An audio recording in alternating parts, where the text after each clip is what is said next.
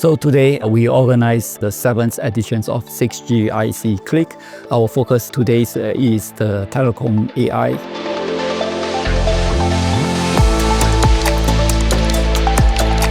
I think it's a very timely event. It's a perfect time to be thinking about applications of AI in future telecommunication networks. As we are adopting more and more agents, AI agents and robots, I think future networks will be more about connecting intelligence, connecting AI systems together rather than connecting people.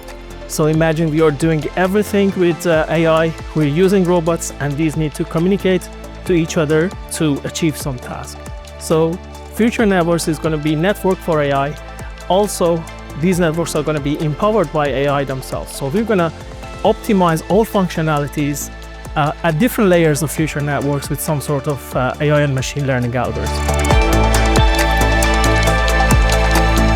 My involvement today is due to ETSI activities that I'm involved with. So I'm here actually as an ETSI rapporteur of an industry specification group, ISG, so Experiential Network Intelligence, ISG, which is one of the ISGs under ETSI. And today I came to present our activities based on AI agent-based network architecture design under ETSI ISG. So the AI will increase the flexibility of the systems, increase the adaptability of the systems, increase also the network to automate its internal processes, or it will allow the network to automate some of its internal processes. It will enable new use cases with the adoption of agentic AI or large language models in the mobile communication systems. Of course, this will come with new challenges. This will introduce new requirements into the system. So my name is Hao Zhou, and I'm currently a research engineer at Samsung Research America. Today I'm here to give a talk about how large language models can bring some revolutionary change to understand telecom knowledge in 6G area.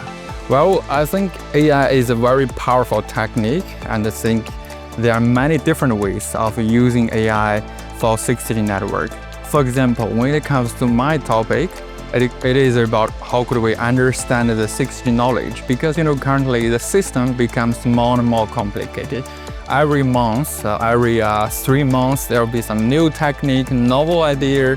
That actually means that we need a better understanding about how system works. And now with large language models, with a powerful natural language processing, we'll be able to extract the knowledge in a better structure.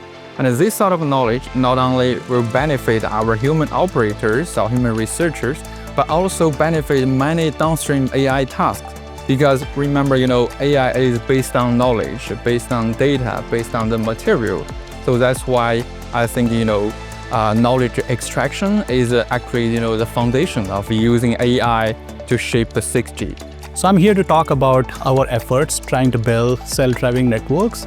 And we've been talking about how we have to solve different type of fundamental data problems to make sure that the models are ready for production deployments. And those models are critical for self-driving network. And I think, this event is more focused on 6G networks, which is very AI native. So I think there is a very strong correlation with what we've been doing. If we can design 6G in a way that we can reuse the existing infrastructure investment that we have already made and reduce the operational budget significantly. And I think the grand success would be if the operational budget becomes zero, right?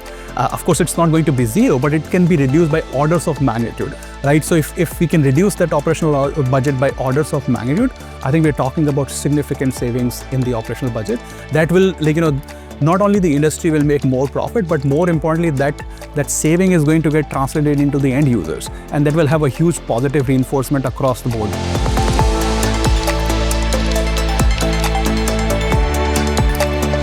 We have the vision that AI will be the dominating feature in a network. The positive side is now the network can be very automated, very optimized.